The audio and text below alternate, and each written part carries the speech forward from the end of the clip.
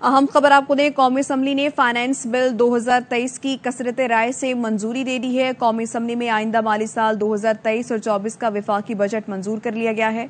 जहांगीर खान इस मुतालिक आगाह करेंगे। बताइए जहांगीर। जी बिल्कुल, स्पीकर राजा परवेज अशरफ की सदारत इस वक्त कौमी असम्बली का बजट इजलास जारी है और कौमी असम्बली ने फाइनेंस बिल 2023 की कसरत राय से मंजूरी दे दी है। यानी आइंदा माली साल 2023-24 का जो वफाकी बजट है वो मंजूर कर लिया गया है। कौमी असम्बली ने 14,480 अरब रुपए का वफाकी बजट मंजूर किया है। टैक्स वसूलियों का जो हदफ है वो 9,200 अरब से बढ़ाकर 9,415 अरब रुपए मुकर्रर किया गया है। पेंशन की अदायगियों के लिए 761 अरब से बढ़ाकर उसको 801 अरब कर दिया गया है।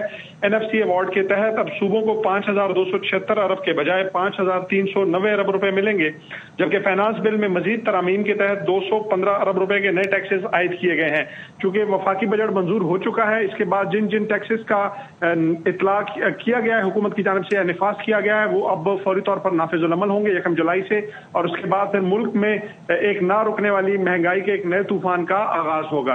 जी जहांगीर खान इस मुतालिक आगाह कर रहे हैं कि कौमी असम्बली ने 14,480 अरब रुपए का वफाकी बजट मंजूर किया है।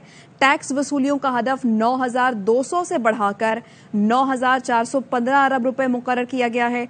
पेंशन अदायगी 761 अरब से बढ़ाकर 801 अरब रुपए कर दी गई है। NFC के तहत सूबों को 5,276 अरब के बजाय 5,390 अरब मिलेंगे। फाइनेंस बिल में मजीद तरमीम के तहत 215 अरब के नए टैक्स आयद किए गए हैं और इसहाक डार इस वक्त कौमी असम्बली में इजहार ख्याल कर रहे हैं।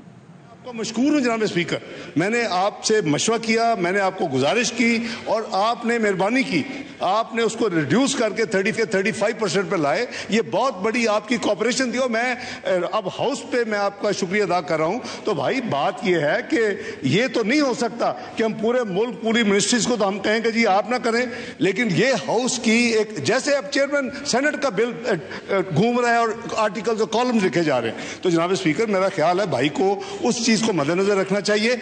आपके अप्रूवल से हमने किया है और ये फिर आपने रेटिफाई सेनेट फाइनेंस कमेटी में भी I'm sure किया होगा रेगुलराइज। तो ये आपकी ये मैंने खुद नहीं किया इसको, जी मैंने आपकी इजाजत से किया है और मेरे नजदीक एज ए पार्लियामेंटेरियन भाई ये होना चाहिए था, क्योंकि you cannot have the entire country to have 20% increase and एक हमारे जो अदारे हैं वो उसके ऊपर 98% इंक्रीज करें। तो मैं मशकूर हूँ स्पीकर साहब की इंटरवेंशन का और उसका इजाजत का। जी